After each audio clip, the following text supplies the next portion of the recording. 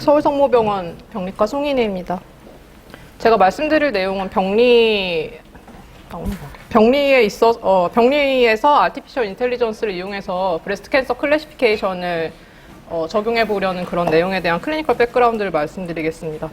병리라는 거는 좀 생소하실 수도 있는데 인체에서 조직, 그러니까 살이죠. 살을 떼어내서 그거를 약품 처리를 한 다음에 이렇게 슬라이스를 만들어서 염색을 하면 이렇게 컬러풀한 이미지를 현미경으로 볼 수가 있게 되는 거고요. 이런 브레스트가 유방입니다. 유방 검체에서 유방 검체의 경우 대표적인 이미지들을 여기에 보여드리고 있습니다.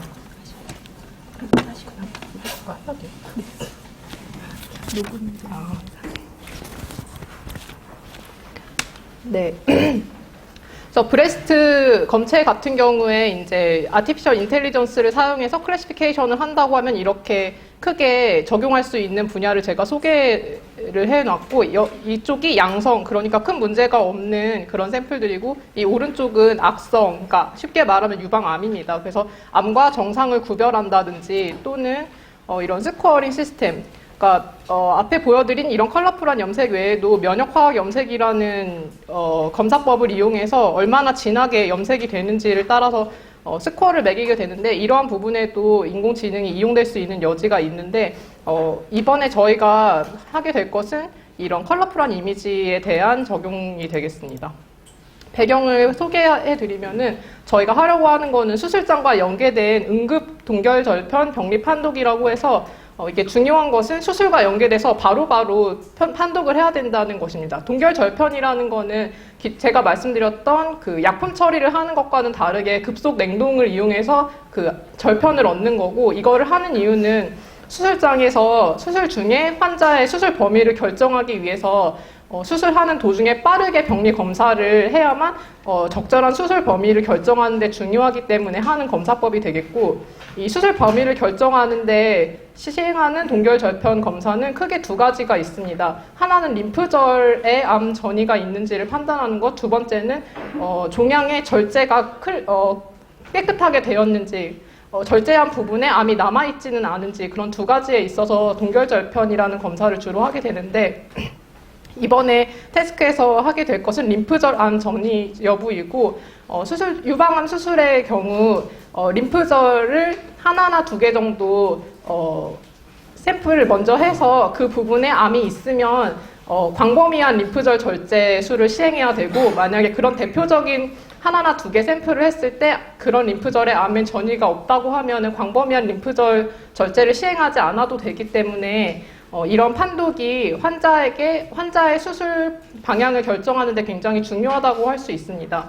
그래서 환자의 적절한 치료를 위해서는 이 림프절 암 전이 여부를 정확하게 판단하는 것이 1번으로 중요하고, 그리고 두 번째로 중요한 것은 검사를 빠르게 진행하는 것입니다. 왜냐하면 이 판독하는 시간이 늦어지게 되면 환자의 마취 또는 수술에 걸리는 시간이 길어져서 환자에게 해를 끼칠 수 있기 때문에 시간도 중요하고, 또한 판독의 정확성이 중요한데, 왜냐하면 판독이 잘못될 경우 암을 완전하게 제거하지 못하고 환자에게 암세포가 남아있는 상태에서 수술을 종료하게 되거나, 또는 그렇게 되면 암이 재발하거나 전이할 위험성이 높아지게 되고, 또는 암이 없는데 만약에 있다고 판독을 하게 된다. 그러면은 절제를 할 필요가 없는데도 불필요하게 추가 절제를 하게 되고, 이렇게 되면 그 불필요한 절제술로 인해서 합병증이 환자에게 생길 수 있기 때문에 정말 필요한 환자에게서만 절제를 시행할 수 있도록, 그리고 필요 없는 환자는 절제를 하지 않도록 암 전이 여부를 정확하게 판독하는 게 중요하다고 할 수가 있습니다. 그래서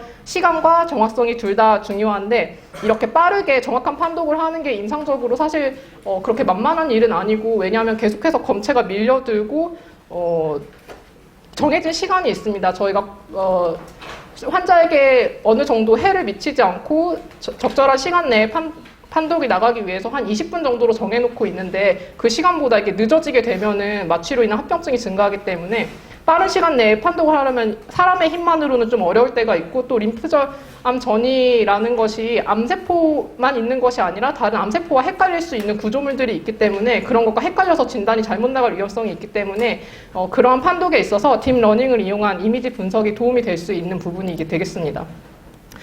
기존의 병리에 있어서 유방암뿐 아니라 유방암, 대장, 용종, 전립선암 등에서 딥러닝을 사용한 병리 진단에 대한 연구가 시행된 바가 있고 유방암에 대한 연구만 제가 대표적으로 2개 정도 가져왔습니다. 한 개는 자마에서 시행된 카멜레온 16 컨소시엄이고 이것도 저희 거와 약간 비슷하게 림프절 전이, 유방암에서 림프절 전이를 판독하는 데 있어서 딥러닝 알고리즘을 적용해 본 것이고 이거는 동결 절편은 아니고 처음에 말씀드렸던 약품 처리를 한 림프절에서 시행한 연구입니다. 그래서 이 부분 이렇게 조직을 약품 처리한 후에 슬라이스를 내서 염색한 이 컬러풀한 이미지에서 암세포가 있는 부분을 표시해 줬을 때 이 부분을 정확히 찾아낼 수 있는지를 인공지능이 이렇게 표시를 해준 그런 연구가 되겠고 이것은 굉장히 많은 팀이 참가를 했을 때 AUC 최대 0.994 정도의 좋은 성과를 이루었는데 이 연구의 한계점은 말씀드렸다시피 동결절편이 아닌 약품 처리를 한 슬라이드이기 때문에 사실 동결절편 슬라이드가 훨씬 더 판독이 어렵고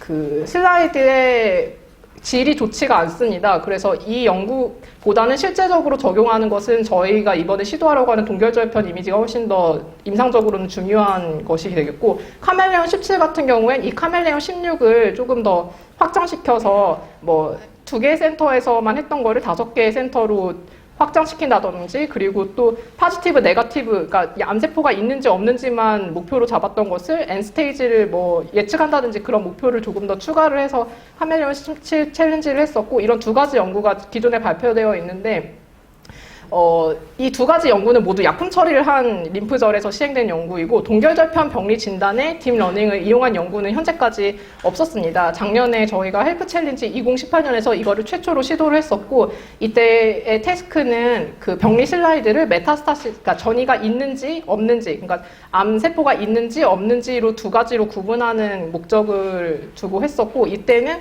서울 아산병원에서 한 기관에서 얻어진 297개의 슬라이드를 에서 얻어진 그 스캔 이미지를 제공을 했었습니다. 이 스캔 이미지는 미락스 포맷이었고 트레이닝 셋, 디벨롭먼트 셋, 밸리데이션 셋으로 나눠서 297개 중에서 전이 암세포가 있는 거는 177개였고 전이 암세포의 최대 그 사이즈는 15mm라는 이런 데이터를 들여서 했었습니다. 보시면은 이게 대표적인 이미지이고 여기 이렇게 초록색으로 암세포가 있는 부분을 표시해서 드렸었습니다. 보시면 암세포의 성상에 따라서 조금씩 모양이 다른 것을 보실 수가 있고 이런 것을 정확히 찾아낼 수 있는지가 2018년 태스크였는데 2019년 태스크는 여기에서 하나 더 추가를 해서 전이암의 크기를 측정하는 목표를 하나 더 추가를 했고 전이암의 크기를 측정하는 게 중요한 이유는 최근 의학 기술의 발전에 따라서 전이암이 작을 경우에는 추가 절제술을 안 하는 경우도 있기 때문에 크기가 큰지 작은지를 판별을 하는 것이 임상적으로 의미가 있다고 생각되어서 이 태스크를 추가하게 되었고 데이터도 아산병원에서만 했던 거에서 아까 말씀해 주신 것처럼 분당 서울대 데이터를 추가를 해서 데이터셋을 확장하였습니다. 이상입니다.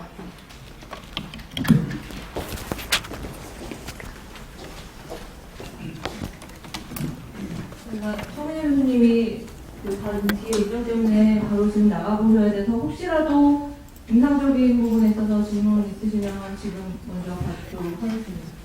네. 없을 것 같은데 있으시네요? 네. 네네. 네, 먼저 좀 주세요. 일단은 이제 지금 데이터가 이렇게 컬러풀하게 나오는데 이게 컬러로 나오는 건가요? 아니면 흑백으로 나오는 건지? 원래 컬러로 모든 스캔 이미지는 컬러로 제공됩니다. 네. 그럼 그 컬러가 의미가 있는 건가요? 그러니까 네. 예를 들면 이미지 컬러 자체가 네. 어떤 의미를 가지는 건가요?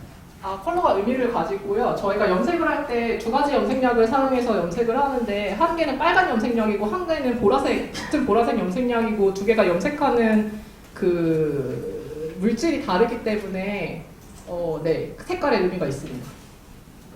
네. 아까 전에 염색을 안 하는 게 이제 프로즌 섹션이라고 그러시는 아, 염색을 안 하는 것은 아니고 제가 설명을 다시 드리면은 그 약품 처리를 한 후에 그 깎아서 염색을 하게 되면은 기존에 연구되었던 카멜레온 같은 거가 되는 거고, 약품 처리가 아니라 얼린 다음에 깎아서 염색을 하게 되면 저희가 말씀드린 동결절편 슬라이드가 되는 거죠. 아까 말했던 약품이라는 건 염색약품이 아니고 조직을 딱딱하게 만들기 위한 포르말린 등의 약품입니다. 그러면서 약품이 서로 다른 경우는 네. 그 서로 다른 성질의 어떤 이미지가 되는 건가요? 아, 염색약품은 전 세계적으로 통일되어 있습니다. 그 약품에 헤마톡실린하고 에오신이라는 걸 사용하는데 그거의 농도와 이런 게 다 일괄적이라고 보시면 됩니다. 그 기관마다 좀 다를 수 있는데요. 네. 그런 거 노멀라이제이션은 아까 소개해드린 카멜레온 챌린지 페이퍼를 읽어보시면 네. 아주 자세히 기술이 있습니다. 그런 거를 그 노멀라이제이션 할 수 있는 네네, 그런 코드도 나와 있고요. 네. 조금만 부연 설명 드리면은요, 그 레디올로지는 그냥 이미지 큰 사진처럼 그렇게 한 장이 나오는데, 경리는 이 이미지를 얻기 위해서는 조직을 좀 처리를 해야 되는데, 가장 좋은 것은 얇게 3 내지 4마이크로를 얇게 잘라서 이제 여러 가지 처리를 해서 염색을 헤마톡신에 이어진 염색을 해서 이제 이미지로 보는 거거든요. 근데 그 얇게 자르기 위해서 하는 방법이 막 약품 처리하는 이제 고정을 하고, 그 고정한 걸 빼내고 그 다음에 파라핀을 넣으면 딱딱해지니까 아주 얇게 자를 수가 있거든요. 그렇게 만들어서 보는 거고, 그게 카멜레온에 이용되는 거고요. 또 하나는 프로즌 하면은 갑자기 급속하면 딱딱해지지 않습니까? 그거를 또 자르면은 얇게 뜰 수가 있거든요. 근데 이 약품을 처리한 거는 거의 뭐 하루 종일 걸려서 하는 거라서 굉장히 공을 들여서 섹션이 예쁘게 되는 거고, 프로즌은 거의 한 뭐 문안에 처리하는 거라서 자를 수는 있는데 극한 상황이 되는 거죠. 이 약품 처리한 건 굉장히 좋은 환경이고, 병리의사가 형태학적인 걸 보기 쉽게 되는 거고, 프로즌한 거는 형태가 안 좋고. 그다음에 염색 시약은 헤마톡실린 이오신인데, 그거는 염색을 안 하면 저희가 볼 수가 없습니다. 헤마톡실린은 핵에 염색하는 거고요. 이오신은 좀 붉은색을 띠는 건데 사이토플라즘에 염색을 하는 겁니다. 그래서 이제 그거의 이제 조합에 따라서 이제 그 형태, 세포가 이게 암세포구나 아니구나 뭐 이제 그런 게 판별이 되는데요. 그건 그냥 기본적으로 들어가는 염색입니다. 네. 그럼 한 가지 더 드리겠습니다. 염색을 얼마나 잘 하느냐에 따라서 뭐 암세포를 이렇게 비주얼하게 어떤 걸 검색을 할 수도 있고, 볼수 있는 연구가 좀 약간 좌우가 됩니다.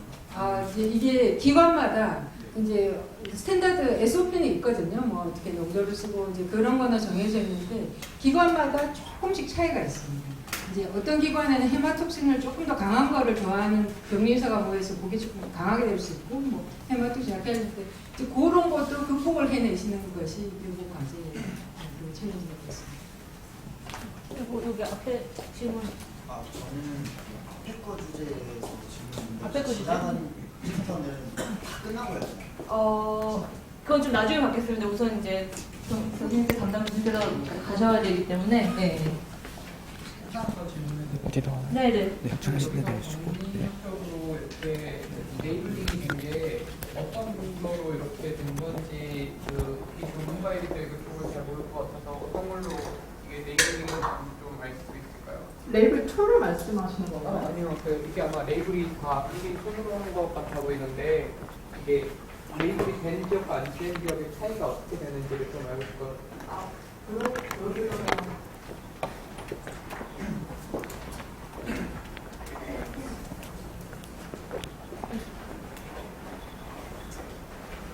그거는 병리과 선생님들이 아니면은 저희도 알 수가 없는 보시기 어려우실 겁니다. 이게 저희가 여러 번 그 미팅하면서 보여드렸었는데 사실 그 전문가가 아니면 조금 알기 어렵다고 하시더라고요. 그래서 이렇게 작은 동그라미가 있는 것들이 원래 정상이고요. 이거보다 조금 더 큰 동그라미가 이렇게밖에 설명을 드릴 수 없어서 죄송하고, 여기 보시면 이것도 다른 타입의 투머인데 이 작은 동그라미가 없고 이렇게 연보라색 물질 안에 이 암세포가 떠있거나, 네, 이 부분은 이 작은 동그라미가 없고 빨간 배경에 이 암세포가 이렇게 떠 있는 그런 부분들을 저희가 이렇게 표시해 드렸습니다. 보통은 이게 좀 작은 동그라미가 좀 커진다거나 이게 그 모래알처럼 퍼져 있는 게 아니라 톡톡 이렇게 뭔가 모양을 만드는 이런 것들이 암세포입니다.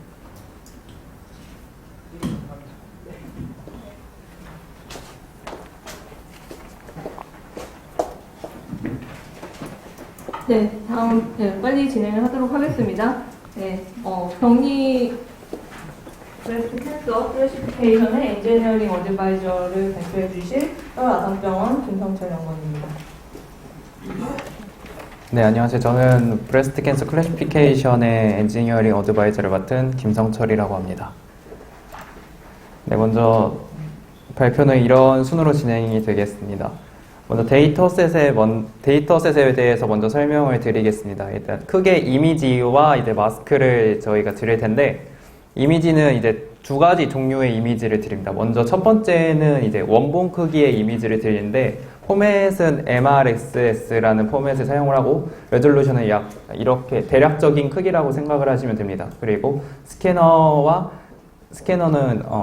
파노라믹 250 플래시를 사용을 하고, 그리고 MPP는 이제 픽셀의 이제 실제 크기라고 생각하시면 되는데, 이거 0.21 마이크로미터라고 생각하시면 됩니다. 그리고 이 스캐너는 현미경 20배율이고, 이미지는 이제 8비트의 RGBA 채널을 가지고 있습니다.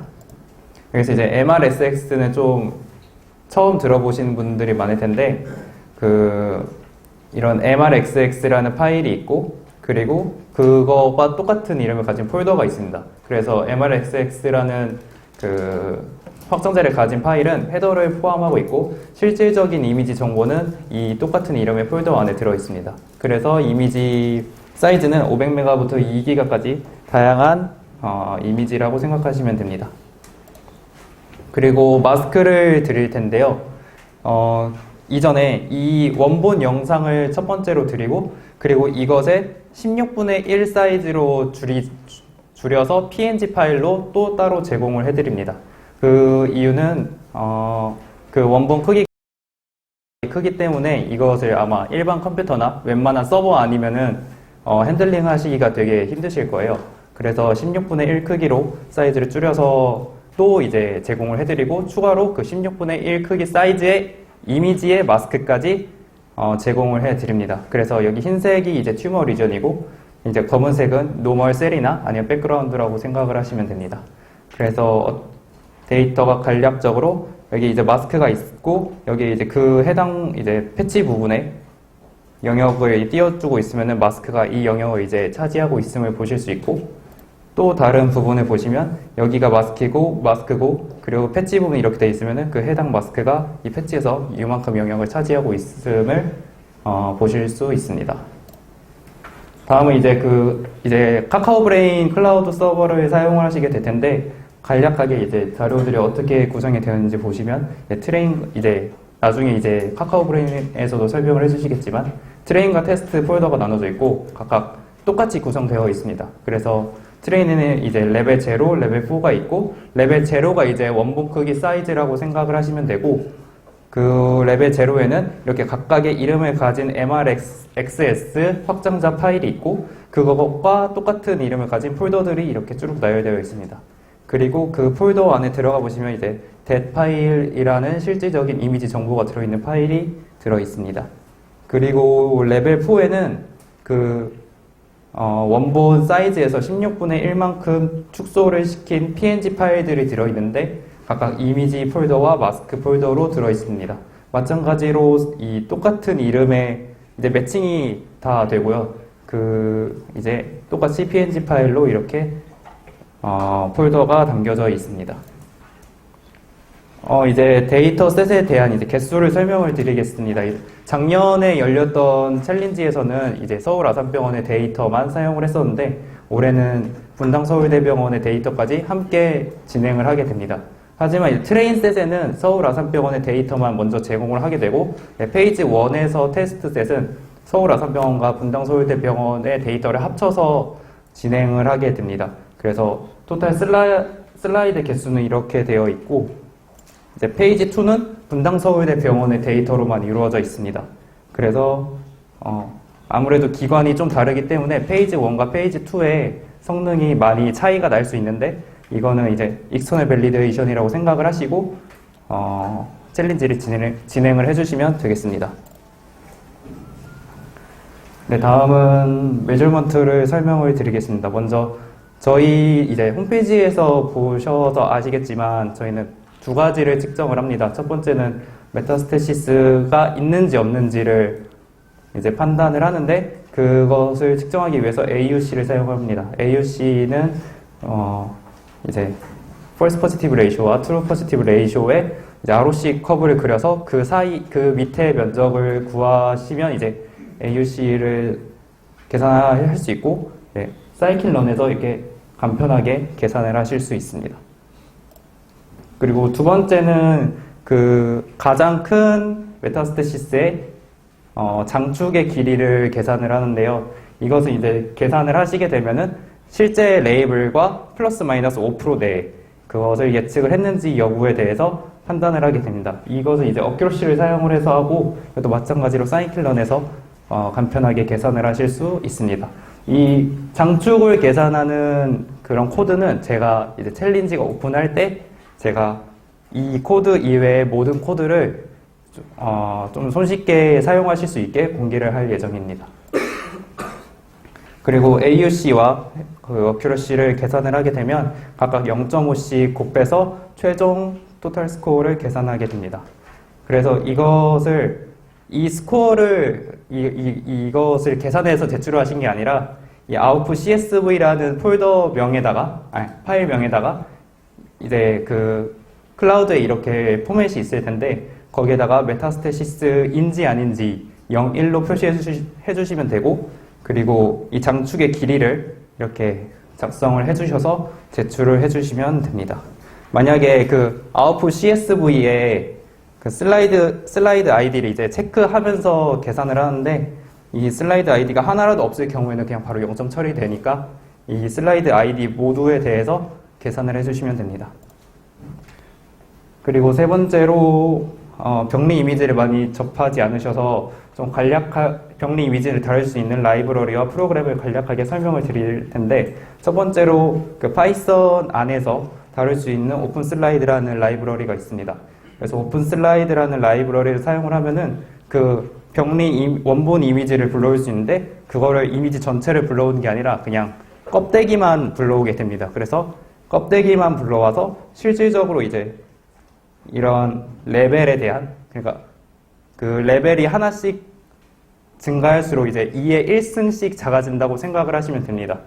그래서 이렇게 크기도 계산을 할 수 있고 추가로 내가 어떤 부분에 대해서 가지고 오고 싶다 하면은 이런 read region이라는 그런 함수를 이용을 하면은 이때 이제 실질적인 패치를 가지고 올 수 있게 됩니다. 그래서 리턴 타입은 필로우의 이미지로 불러오게 되고 레벨 0부터 레벨 3까지 즉 얘는 아예 원본 파일이고 이것은 그 원본 파일의 2의 3승만큼 축소를 시킨 이미지입니다. 그래서 이렇게 패치가 점점 보는 크기가 점점 넓어진다는 것을 보실 수 있을 겁니다. 다음은 이제 그 MRXS 확장자를 열 수 있는 프로그램을 설명을 드리는데 ASAP라고 이런 프로그램이 있습니다. 얘는 그냥 MRXS 파일을 실제로 이제 뷰어인 거죠. 그래서 이거를 사용하시면 이미지가 어떻게 생겼는지 보실 수 있고 이거는 이제 제가 챌린지를 오픈을 할 때 그 샘플 데이터를 몇 개를 제공을 해드릴 텐데 그걸로 이제 확인을 해보실 수 있는 프로그램입니다. 그래서 향후 계획은 그 챌린지가 오픈하기 전에 이제 샘플 데이터와 코드를 각각 제가 참가자분들 메일로 알려드릴 거예요. 그래서 그걸로 참고하시고 챌린지를 진행해 주시면 됩니다. 감사합니다.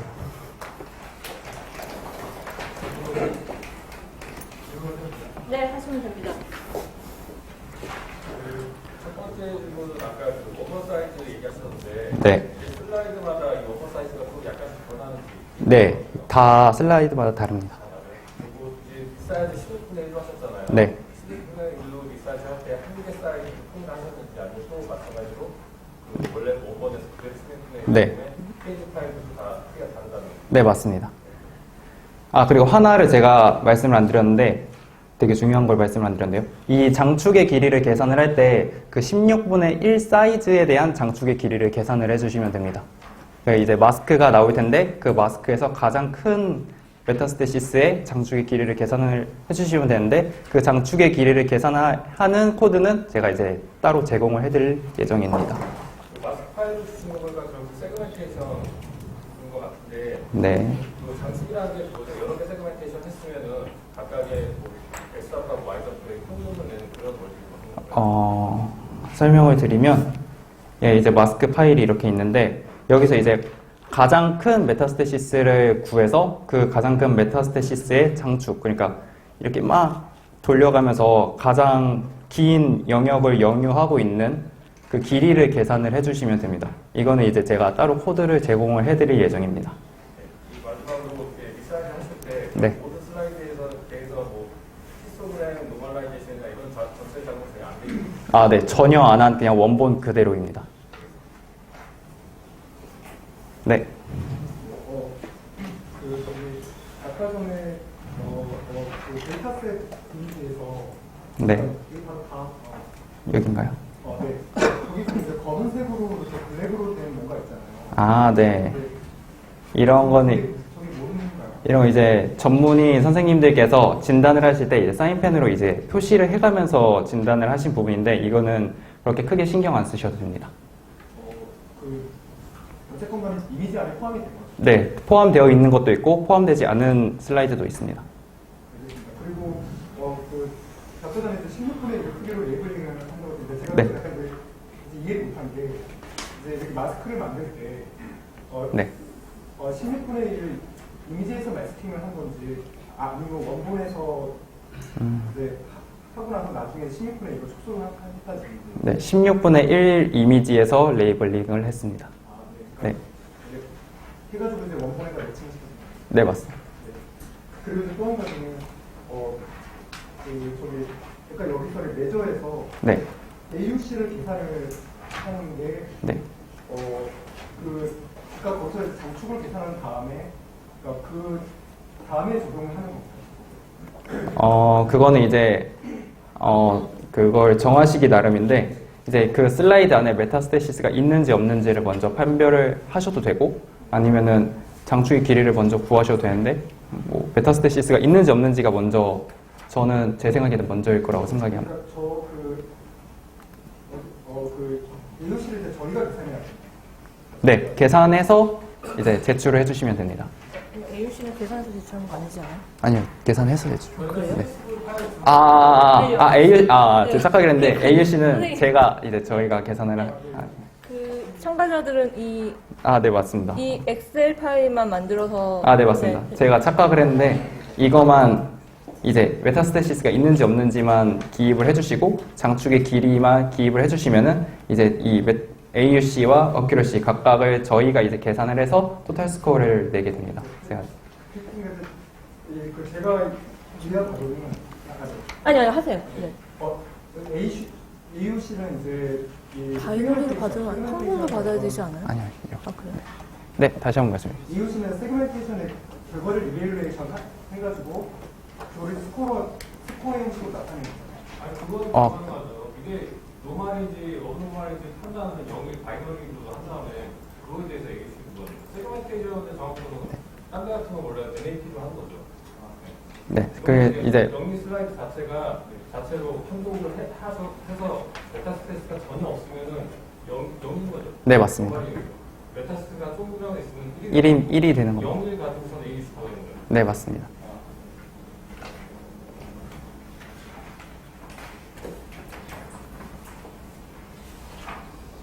또 다른 질문 없으시면 네. 레벨 제고의 경우에는 네. 슬라이드별로 여러 개의 브리프 파일들이 파일 인식을 있고 마스크의 경우에는 슬라이드별로 한 장 페이지만 있거든요. 네, 뭐 그렇게 생각하시면 그렇죠. 이제 원본의 기준으로 레벨 0부터 레벨 9까지 뽑을 수가 있는데 그 중에서 이제 마스크는 레벨 4를 기준으로 이제 제공을 해드립니다. 실제 그 파일 네. 이제 슬라이드에서 각 부분을 잘 잘라서 이렇게 비교를 하는 건가요? 잘라서란. 그 레벨 제로의 슬라이드 1 같은 경우에 네. 여러 타일 이미지 데이터로 나와 있는데 네네네. 이 타일을 구분하는 부분들은 그거는 이제 이 확장자 내부적으로 이제 계산을 해서 이게 분류를 해놓은 것이고, 그거는 뭐 그렇게 신경을 안 쓰셔도 될 것 같습니다. 그 이미지를 이렇게 크기별로 자르는 건 아니고 네. 네. 네. 먼저. 여기서 그러면은 좀 제일 점수를 많이 보는 부분이 하나의 이제 머신러닝이나 딥러닝의 모델에 국한되지 않고 그 조합을 보시는 건가요? 점수 채점에서? 네, 이제 스코어를 이제 랭킹을 어쨌든 매겨야 되는데, 그 랭킹을 매기기 위해서 이제 두 가지 점수를 합산을 해서 측정을 하게 됩니다. 머신러닝과 딥러닝. 뭐 이제 그 모델은 어떤 걸 사용하시는지는 네, 참가자분께서 결정을 해주셔야겠고, 그 이제 주신 이제 결과 값으로 저희는 스코어를 계산해서 다시 돌려드리게 됩니다. 하나 혹시 그 핵심적으로 보는 스코어 기준이 혹시 어떤지? 그거는 딱히 없고 그냥 둘 다 이제 평균을 내서 합산을 합니다. 그 기술적인 것보다는 그 솔루션에 의해서. 사실 이게 두 가지 메저 모두 다 중요한 지표이기 때문에 어떤 것을 더 중요하다 이렇게 말씀을 드리기가 좀 힘듭니다. 네. 아까 소속 구조에 대해서 여쭤보셨는데 네. 거기 보면 트레인에서 레벨 0하고 4밖에 없는 건가요? 네, 레벨 0와 레벨 4 두 가지만 제공을 해드립니다. 근데 이 레벨 0의 이미지로 이제 원하시는 레벨을 다 뽑으실 수 있습니다. 근데 실질적인 정답으로 들어가는 기준은 레벨 4입니다. 거기서 폴더에 보면 슬라이드 폴더에 보면 데이터 0, 1이 여러 가지가 있는데 네. 그렇게 여러 가지가 존재하는 여기서 어디 말씀하시는지. 슬라이드 1 안에 데이터가 이거는 이제 MRXX 확장자의 특징이라서 이 MRXX 파일에는 그냥 헤더 정보만 들어있고 실질적인 이미지 정보는 이 폴더 안에 여기 that 파일로 다 들어있어서 이제 뭐 뒤에서 설명드린 뭐 아삽이나 오픈 슬라이드에서 이 확장자의 파일을 직접적으로 불러올 때 이 파일들을 종합해서 불러오게 됩니다. 그래서 페이지 1에 보면 트레인 테스트하고 테스트 있는데 네. 그걸 굳이 구분을 해놓으시는 어떤 이유가 있나요? 네, 페이지 1에 대한 랭킹을 합산을 해야 되기 때문에 이렇게 트레인과 테스트를 나눠드린 거고, 이제 뭐 학습을 시킬 때 밸리데이션 스코어를 계산을 하시면서 이제 학습을 시키실 텐데, 그건 이제 트레인 셋에서 이제 개별적으로 나누어서 진행을 해주시면 됩니다. 실질적인 스코어는 이 테스트 셋에서 스코어를 계산합니다. 근데 페이지 1은 이제 저희가 처음에 이렇게 트레인 할 때 사용되는 거고, 페이지 2는 나중에 밸리데이션. 네, 맞습니다.